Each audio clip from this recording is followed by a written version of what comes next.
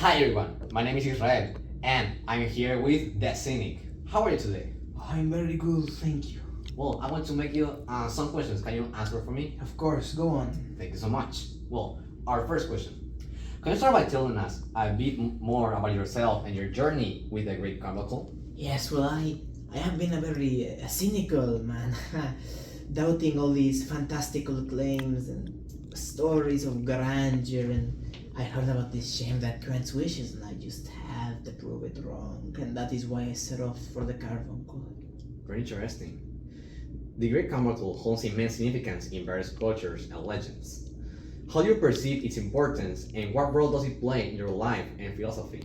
Its importance is something I do not understand in the slightest, but my its importance for me, I think it has come to represent my hubris in a way.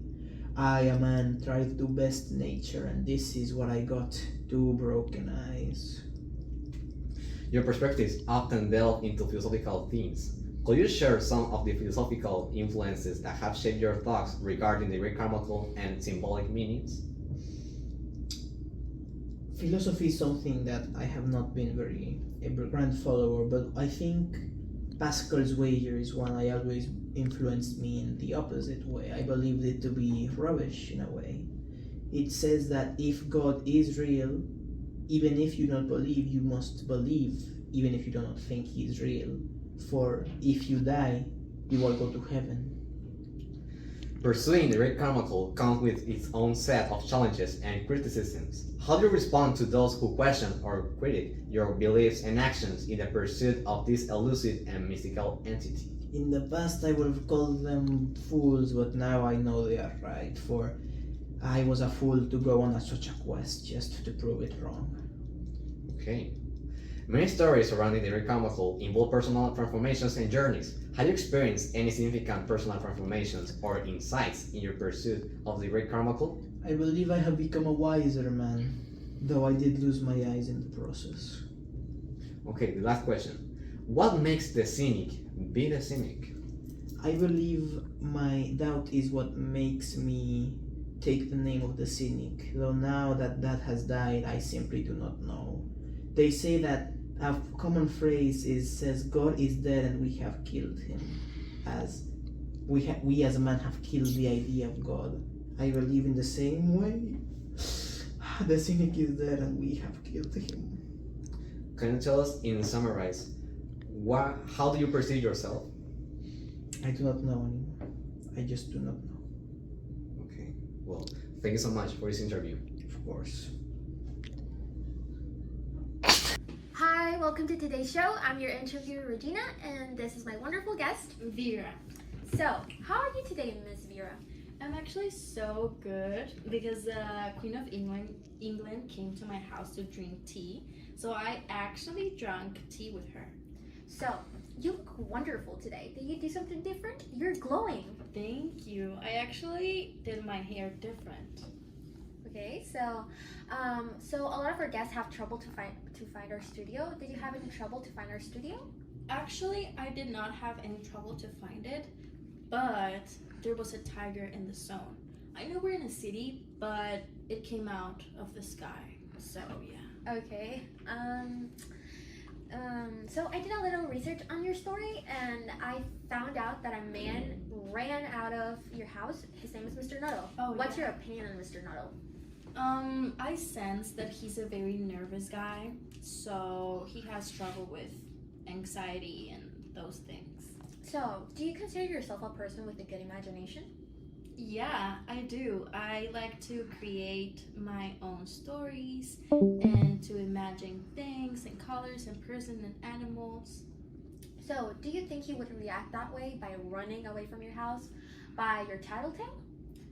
Well, maybe because my stories were, I think, a little bit too much for his anxiety.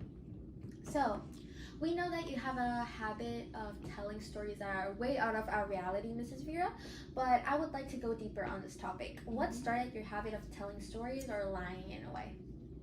Well, if you're being honest, when I was like 5 years old, I got very lonely because my parents are not living with me.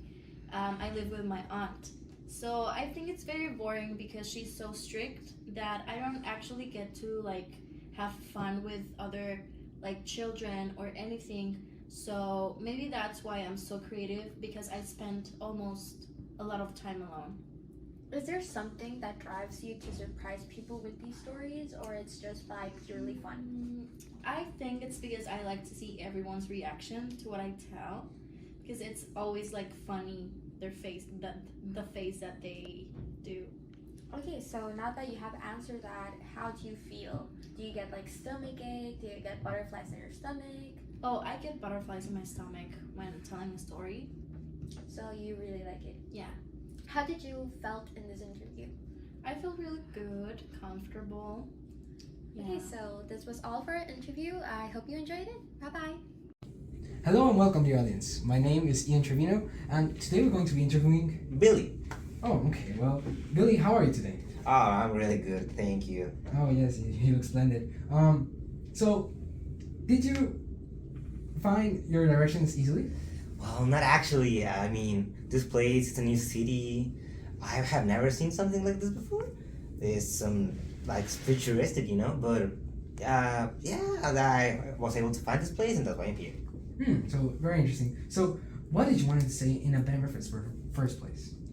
Well, first of all, I came from for work, and I had a job to do, and I had already a place to stay.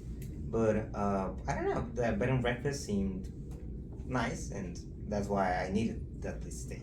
So what do you think exactly made you like so drawn to this house? Well, I don't exactly know. It was like a supernatural thing, you know? I like a mystic attraction of sort. It was like, so when I saw that place, I immediately forgot about the place I had already and commended to. And something in me like shined, and I said, I need to go to that place. The curiosity was killing the cat, you know? So were you ever thinking there was something wrong about the place? Well, not wrong, but weird, because when I first arrived, the landlady seemed really nice, but I mean, she was like a jack in the box when she popped out of the door immediately after I arrived. It was a bit weird during my instance in that place. There were many things because there were no other guests, and the tea tasted a bit like almonds, but I don't know. But yeah, I mean, I don't think there was something wrong about it, just weird. So wait, so the landlady was like, I don't know, like what's your opinion about the landlady? She seemed like a really nice lady. I mean, she was not too old, but she was kind, like if she was my grandmother taking care of me. And I don't know why no one actually stood at the place if she was such a nice person. So how much time did you stay exactly in this place? Well, just a few days, not much, since I had other things to do and other places to be in, so that's why I didn't have much time in that place. But yeah, just a few days. Well, thank you very much. Did you enjoy this interview? Yeah, it was really nice. Thank you for having me here. Very nice to meet you.